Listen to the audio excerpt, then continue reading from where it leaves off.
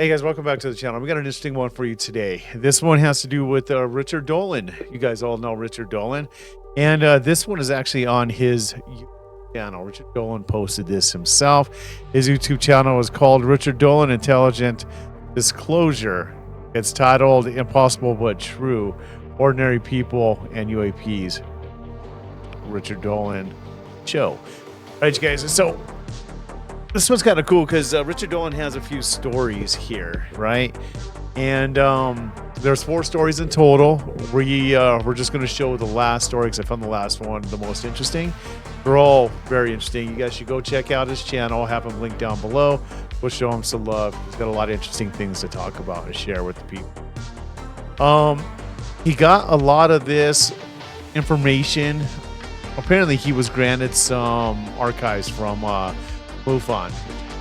Pretty cool. And some of the information that he had that he's bringing to the surface now with the stories that he's telling is coming from those archives, it sounds like. So guys, check it out, see what you think, and you guys like, share, subscribe, all that good stuff. I hope you enjoyed the video. You could go on and on about these encounters. These 3 are an interesting sampling. These are 3 cases dealing with Americans, but the fact is that these encounters include everyone. So I'm going to do one more. This one is from Europe. This is from the Mediterranean. And in fact, it's right between Sicily and the Italian mainland from 2009, February 5th, at the Gulf of Gioia Tauro. Let me give you the, there's the bit of a map. Let's get a little closer to that.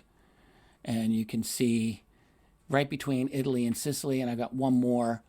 There you go. So it's, and there's my little yellow pins. You can see there's a few others. In fact, from that same period of time, a couple of months later, a little south of that, and about a year, a little over a year later, just to the west of it as well, some interesting USO encounters. So this is a spectacular report, in my opinion.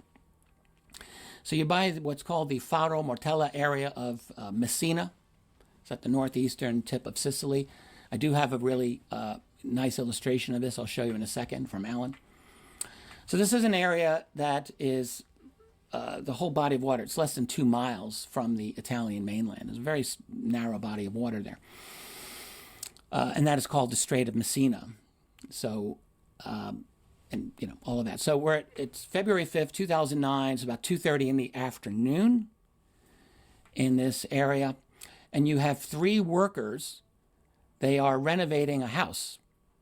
And suddenly they hear a hissing sound. They describe it as similar to the sound of a pressure cooker. This is the really, I think, accurate image that Alan did. The sphere might be a little larger or might be a little closer than I think it actually was, but it's close. It's very good. And I think it's very well done. So they hear the hissing sound. They look toward the sea, and they see this very large spherical craft emerging from the water. It's about half of a mile distant from them. It's quite large. It was gray, and like a lead gray in color. It was very smooth. It was silent, totally silent. And they estimated that it was at least about 150 feet in diameter, 45 or 50 meters wide. It's quite. Wow, 150 feet, larger than size of a football field. Large, if you try to visualize that. So they watch, the object comes out of the water. It ascends to a height of maybe half of a mile in altitude, and then it stops to hover. And then, to their astonishment, they see 9 smaller objects emerge from this large object, and those 9 objects dart off to the west in the direction of the city of Palermo. And then after this, the crazy, UFO, it was absolutely crazy, or USO, just very slowly descends and submerges back into the sea. I mean, it's like, wow. This particular report reached the UFO Research Center in the town of Messina through the wife and daughter of one of the workers. There was a researcher, her name was Dr. Marta Falletta. She investigated this and essentially stated that this is just one of the fairly large number of sightings in that region. And she added, it was kind of interesting, that statistically many of the sightings that she noted ended with the objects moving toward the town of Palermo. So that was just another one, just another drop in the bucket, so to speak. Just wow, you know, the stories keep coming. When I look at these reports, I'm not necessarily asking every time, what is the government hiding? I've studied the conspiratorial aspects of this subject from my entire career, so yes, I'm extremely interested in what is the government hiding. But when you actually study the reports, you know, you want to put yourself as best you can into the shoes of these countless witnesses. And I think that there's maybe a more pressing question that you want to ask, which is, what are the operators of these craft doing?